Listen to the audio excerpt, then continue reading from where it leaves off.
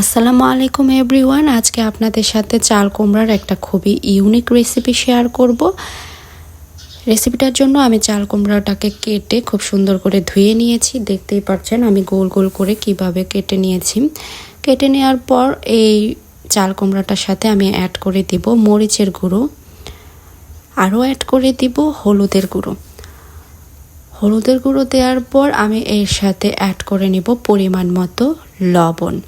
লবণটা দেওয়ার পর আমি এগুলো খুব ভালো করে মেখে নিব। তারপর আমি একটা হাঁড়ি বসিয়ে এর মধ্যে পরিমাণ মতো তেল দিয়ে দিয়েছি। তেলটা খুব ভালো করে গরম হয়ে আসলে এর মধ্যে আমি একে একে সবগুলো চাল কুমড়া দিয়ে দিব। দিয়ে খুব ভালো করে ভেজে নিব চাল কুমড়াগুলো। আমার চাল কুমড়াগুলো একে একে সবগুলো ভাজা হয়ে গিয়েছিল। এটা ছিল আমার লাস্ট ওয়ান।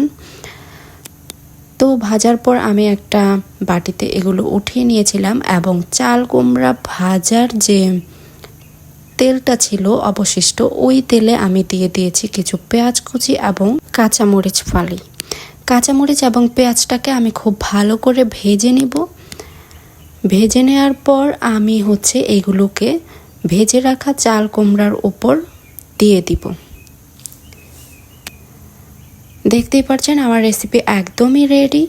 এইটা কিন্তু গরম ভাতের সাথে খেতে দুর্দান্ত স্বাদের লাগে। অবশ্যই বাসায় একবার ট্রাই করবেন।